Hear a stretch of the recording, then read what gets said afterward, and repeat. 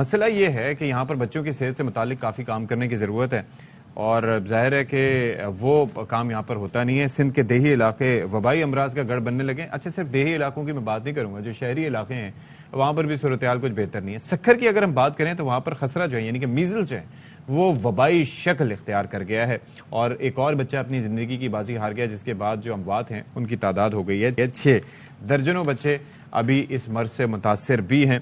अब DHO का ये कहना है यानी कि डिस्ट्रिक्ट हेल्थ ऑफिसर का कि जी मुतासरा इलाके में टीमें काम कर रही हैं और 100 से ज़्यादा बच्चों को हिफाजती वैक्सीन भी लगाई जा चुकी है, लेकिन वंस इट इज़ ऑन तो उसके बाद आप हिफाजती वैक्सीन लगाएंगे तो वो तो ज़ाहिर है कि मेरे ख्याल में इतनी इफेक्टिव नहीं होती। फिर बच्चों के खून के नमूने भी लेबॉर्ट्रीज वगैरह में भिजवा दिए गए हैं।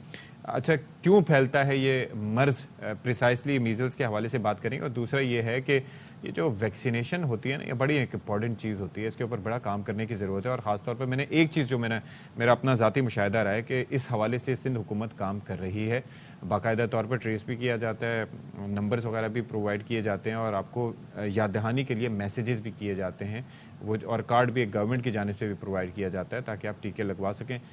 फिर भी लोग कुछ इसमें एहतियात नहीं करते। तो हमारे साथ मौजूद हैं माहिर अमराज अतफाल doctor Ibrahim Yusuf sahab. Thank you so much for being with us जी and a very good morning to you. ये देही इलाकों में, अच्छा पहले की निस्बत तो मुझे इतना अंदाज़ा नहीं है, लेकिन अभी रिसेंटली मैंने देखा है कि काफ़ी इस पर गवर्नमेंट साइड पे भी काम हो रहा है, यानी कि आपको नंबर भी प्रोवाइड किया जाता है, आपको एक कार्ड बना के दे देते हैं, उसके बाद फिर आपको जब डेट आती है उस पर वो फ़ोन वगैरह करके बताते भी हैं कि कई इंस्टेंसेस ऐसे हैं कि लोगों को मुफ्त में बैलेंस भी डलवा के देते हैं कि जी आपने अपने बच्चे को टीका लगाया तो ये है कि एक इंसेंटिव दे रहे हैं। उसके बावजूद जो है वो मैं ये देख रहा हूँ कि ये अमराज मुख्तलिफ वबाई शक्ल इख्तियार कर लेते हैं। अच्छा, ये वो मर्ज हैं जो कि प्रिवेंटिव हैं, प्रिवेंटेबल हैं, आपको क्या वजह नज़र आती है? पहले तो सत्य आपको बात बताऊं कि सबसे ख़तरनाक जो मर्ज़ है, अगर दुनिया में कोई भी हाईली कंटेजियस डिजीज़ है इन्फेक्शन में, वो खसरा है, मीजल्स, जिसको कहते हैं मीजल्स। दूसरा नाम है इसका रेड मीजल्स, ब्लीडिंग मीजल्स, अच्छा, रुबेला, ये सारे नाम इसके अल्टरनेटिव नेम्स हैं। और सबसे ज़्यादा जानलेवा इन्फेक्टिव कॉज इज़ मीजल्स, खसरा। अच्छा, और उसमें अगर थोड़ी सी भी निग्लिजेंसी और थोड़ा सा भी डिले प्रोसेस हो गया तो बच्चा आपकी जान से चला जाएगा और उसको बचाना बहुत मुश्किल हो जाता है।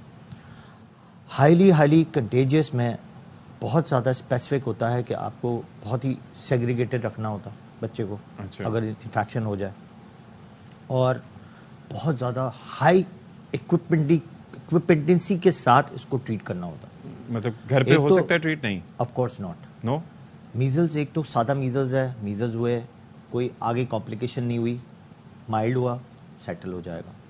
बट थोड़ा सा भी अगर इसमें थोड़ा सा भी निमोनिया हो गया या डायरिया हो गया, जो मीजल्स के हाई सिम्टम्स हैं, उसमें बचाना बहुत मुश्किल हो जाता है जब तक कि आपकी हाई इंडिपेंडेंसी यूनिट में पेशेंट ना चला जाए। अच्छा। पाकिस्तान का सबसे बड़ा ड्रॉबैक ये है कि हमारे पास हर जगह मीजल्स वार्ड नहीं है। प्राइवेट में तो बिल्कुल भी नहीं है, क्योंकि अलग एक वार्ड बना के आप नहीं रख सकते, क्योंकि उससे बेर कॉस्ट का एक पेशेंट के लिए एक ward banana it's totally different. होता क्यों है? इसकी सबसे ख़तरनाक वजह यह है कि आपने नो डाउट हमारी पूरे मुल्क की हुकूमत बहुत बड़ा काम कर रही है वैक्सीन्स पे, जिसको कहते हैं एक्सटेंडेड प्रोग्राम ऑफ इम्यूनाइजेशन, बहुत अच्छा काम कर रही है, नो डाउट। बट हमारे यहाँ मिथ्स एंड फैक्ट्स इतने हैं कि जो अटेंडेंट है, पेरेंट्स, वो तैयार नहीं होते। किसी वक्त किसी एक को मीजल्स की वैक्सीन नहीं लगी, एक को नहीं लगी, वो 15,000 20,000 बच्चों को पूरे क्लस्टर बना सकता है। एपिडेमिक और एंडेमिक दोनों करा देता है। अब मीजल्स की वैक्सीन जिसको लगी भी है और जिसको नहीं लगी हुई है, फर्ज करें 5 बच्चों को नहीं लगी हुई और 50 बच्चों को लगी हुई है, तो 50 बच्चे जो हैं वो भी इन्फेक्टेड होंगे, बट कुछ बच जाएंगे, कुछ माइल्ड सिम्टम में आएंगे और ठीक हो जाएंगे।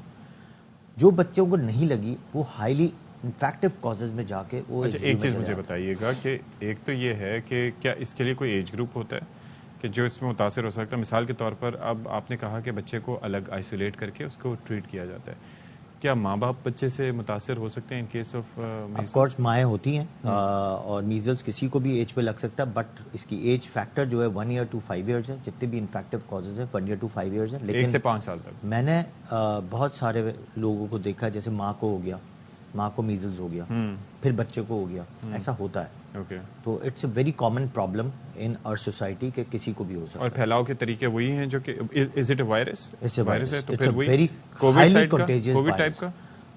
कोविड, मैं कहता हूँ कोविड तो अभी भी बहुत ही 20-30% it's for life threatening situation. Measles तो 100% लाइफ थ्रेटनिंग सिचुएशन ही है और इसकी कोई एज सच ट्रीटमेंट भी नहीं है अगर इसकी कॉम्प्लिकेशंस में बच्चा आता है, क्योंकि वायरस के साथ होता ही है ना कि आप सिम्टम्स को ट्रीट करते हैं। अच्छा, एक चीज मुझे बताएं कि ये जो खबरें सामने आ रही थी कि जिस 100 से ज्यादा बच्चों को 5 साल तक के हिफाजती वैक्सीन लगाई जा चुकी है, अब एक साइड पे मर्ज है कि वो फैलता चला जा रहा है। अब आप मर्ज फैल रहा है, दूसरी जानिब हो सकता है कि मैं अभी इंक्यूबेशन पीरियड में, मुझे आपने वैक्सीन लगा दी, डज इट वर्क? 72 आवर्स में, जैसे अगर फर्ज करें एक बच्चे को हो गया है, 72 आवर्स अगर बच्चे, आपको वैसे एक बता दूं कि इसकी इन्फेक्टिविटी पीरियड कितना होता है। कोई भी वायरस की infectivity periods 2 days before and 5 days after of the rash एक इन्फेक्टिविटी पीरियड है।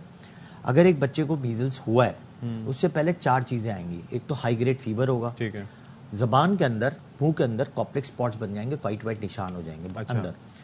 3 सी होंगे, कफ, कोराइजा, कंजक्टिवाइटिस। कफ का मतलब बहुत सीवियर किस्म की कफ, एक बच्चा लाल हो जाता है, इतना खतरनाक नजला होता है, वो आम फ्लू में नहीं होता। दूसरा, आंखें पूरी रेड हो जाती है। ये 3 सी हैं, एक कॉप्लेक्स स्पॉट्स है और हाई ग्रेड फीवर है। पहले ये हाई ग्रेड फीवर आएगा, कॉप्लेक्स स्पॉट्स आएंगे 24 to 48 आवर्स पहले मीजल्स के। अगर आपने उसी दौरानिये में दूसरे बच्चों को मीजल्स की वैक्सीन लगवा ली, उस दौरानिये से पहले काफी हद तक वो वाले बच्चे जो घर में हैं वो बच जाएंगे। ओके। लेकिन अगर वो नहीं लगी तो बच्चे भी इन्फेक्टेड हो जाएंगे अगर उनको वैक्सीन नहीं लगी। अच्छा, और अगर घर में एक बच्चे इन्फेक्टेड हैं तो उसके अंदर उनको ट्रीटमेंट, उनको आइसोलेट करने का तरीका बेसिकली क्या होना चाहिए? हम तो ये कहते हैं चलो जी कमरा बंद कर दिया, ये कर दिया, लेकिन क्या, लेकिन दुनिया में अगर कहीं मीजल्स होता है, चिकन पॉक्स होता है, तो they are segregated to a room, एक रूम में। यहाँ पर पॉसिबिलिटीज, यहाँ ऑफ कोर्स पॉसिबिलिटी नहीं है, छोटे घर हैं, छोटे फ्लैट्स हैं, तो आपको इसीलिए वो एंडेमिक पहले होता है फिर वो एपिडेमिक हो जाता है। तो उसको बचाने के लिए सबसे खास बात यह है कि you have to separate the kid जिनको हो रहा है। पहली सबसे इंपॉर्टेंट चीज वैक्सीन की जो हिफाजती टीके हैं उनकी बहुत बड़ी अहमियत है। ये ईपीआई में कवर होते हैं फॉर फ्री? बिल्कुल 100% फ्री ऑफ कॉस्ट है और घर घर आके भी MMR लगाते की जो हैं। वैक्सीन होती है उसके अंदर MMR की वैक्सीन तो प्राइवेट होती है, मीजल्स की वैक्सीन सिर्फ और सिर्फ गवर्नमेंट में मिलती है। साथ में हमेशा गवर्नमेंट मीजल्स वैक्सीन के साथ विटामिन ए देती है, that is a main protection of measles.